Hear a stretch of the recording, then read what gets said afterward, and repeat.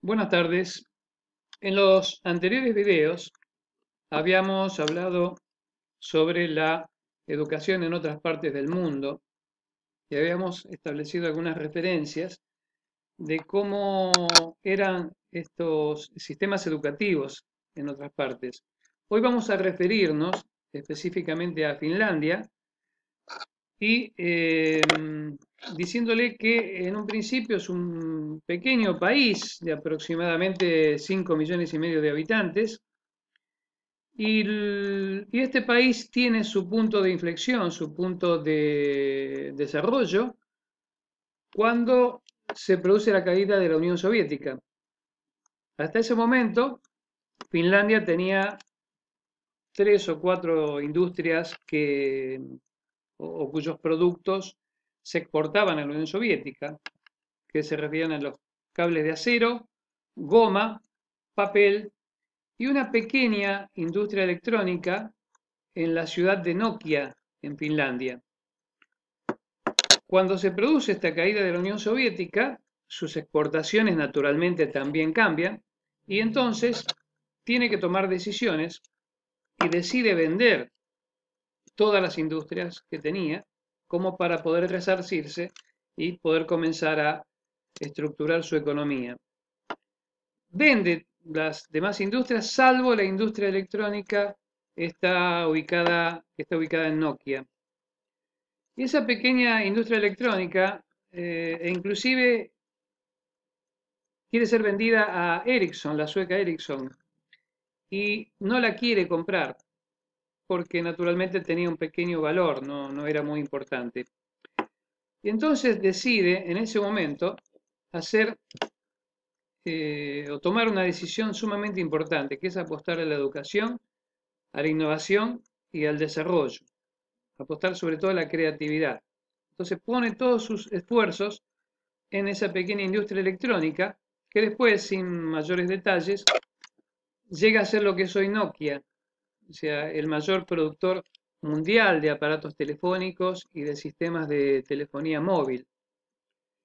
En cuanto al sistema educativo, lo que nos interesa, podemos mencionar cuál es su estructura actual educativa en Finlandia. Bueno, tiene un jardín maternal que va de 0 a 6 años, no obligatorio, repito, jardín maternal no obligatorio, lo mismo que el preescolar, alrededor de los 6 años, tampoco es obligatorio.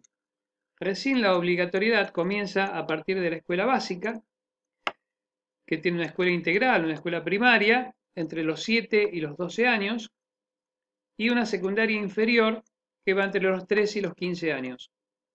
Posterior a eso, viene un ciclo de educación secundaria superior que va entre los 16 y 18 años y una secundaria técnica también entre los 16 y 18 años. ¿Por qué? Porque el alumno puede optar, y de acuerdo a sus promedios, hacer una secundaria superior o hacer una escuela secundaria técnica.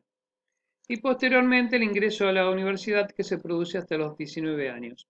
Este sistema obligatorio se hace entonces un total de 9 años de educación obligatoria. La secundaria y primaria generalmente funciona en el mismo edificio hasta los 16 años. Acá no hay ningún problema de separación de edificios ni separación física. Conviven en el mismo edificio escolar, secundaria y primaria, hasta los 16 años. Los cursos no tienen más de 25 alumnos por curso. El horario escolar está entre las 9 y las 15 horas. No hay escuelas privadas en Finlandia. No hay escuelas privadas. El presupuesto del Estado va directamente a parar al colegio de acuerdo a sus necesidades. Se aporta esa determinada cantidad del presupuesto y el colegio es el que distribuye entre los gastos corrientes, incluido la de los profesores, en base a esa asignación que el Estado le produce. El 90% de los alumnos de educación básica sigue estudiando, el 90%. Y para pasar al secundario de la escuela primaria se necesita un promedio de 7,5. O sea, se hace una evaluación al final del ciclo primario y tiene que tener una evaluación de 7,5 promedio para poder ingresar al secundario. Y la universidad, por supuesto, tiene examen de ingreso. La escuela, para todos los casos, provee libros de texto, y además paga el almuerzo. Hay 3 platos por cada almuerzo que dura aproximadamente de 20 minutos a 75 minutos por almuerzo. Las clases se organizan en clases de 45 minutos con recreos de 15 minutos. Hasta aquí no hay gran diferencia. Sí hay un dato muy curioso en esto, que es el promedio de horas de clase anuales. En sistemas comparados, Finlandia tiene alrededor de 600 horas de clase anuales. 600 horas de clases anuales.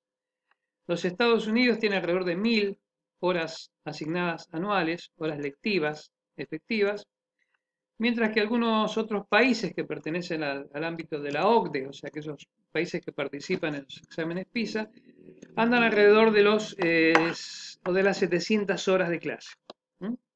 Y es decir que Finlandia es uno de los países que menos horas de clase tiene. Fíjense esta paradoja, ¿no? Menos horas de clase, en realidad mayor rendimiento educativo. Después vamos a explicar por qué.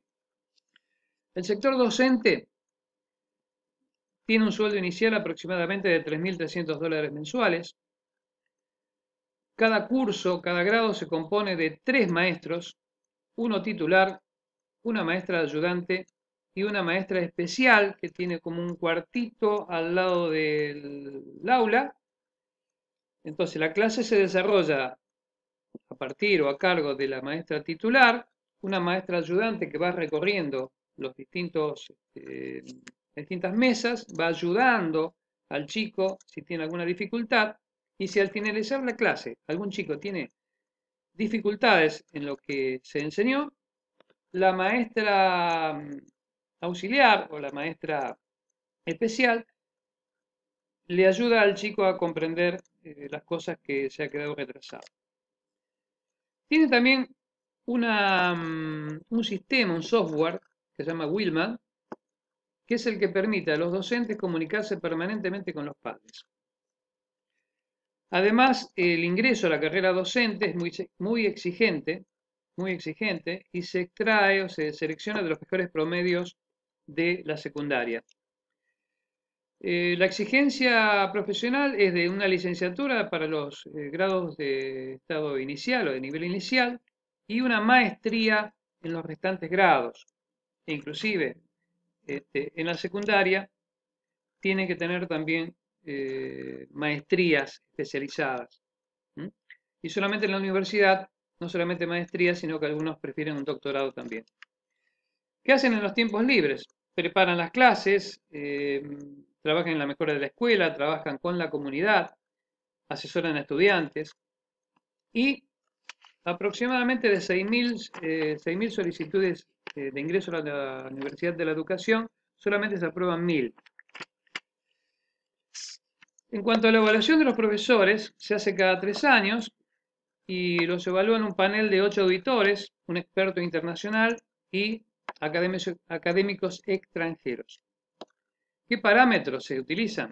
Y acá se utilizan las evaluaciones anónimas de los estudiantes, los trabajos de investigación, la interacción que tiene con la comunidad, la participación en medios de prensa y organizaciones de bien público. Estos son los parámetros que habitualmente se tienen en cuenta, aparte del desarrollo profesional de cada clase.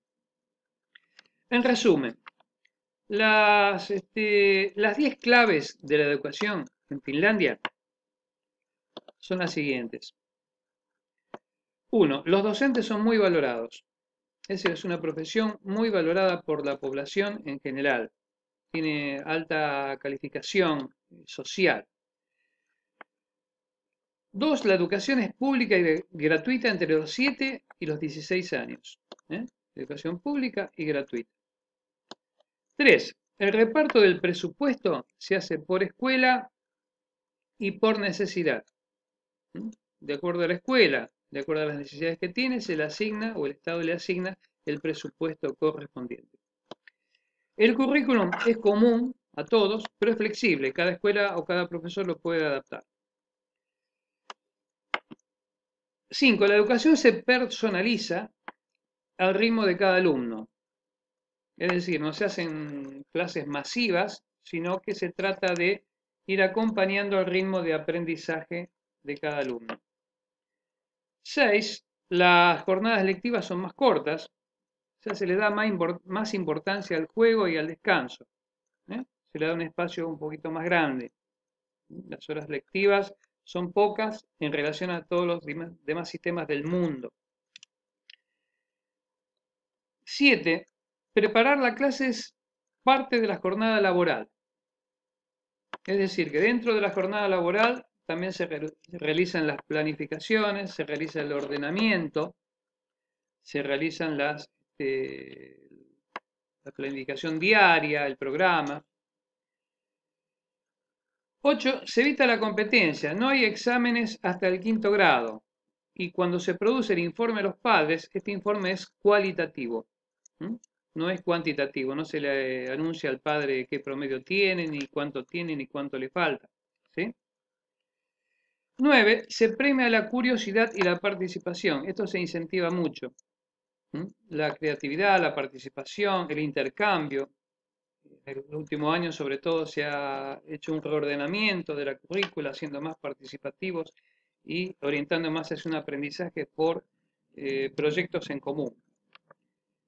Y por último, los padres se implican ampliamente, es decir, a través de las actividades culturales, concilian la vida laboral y la vida familiar.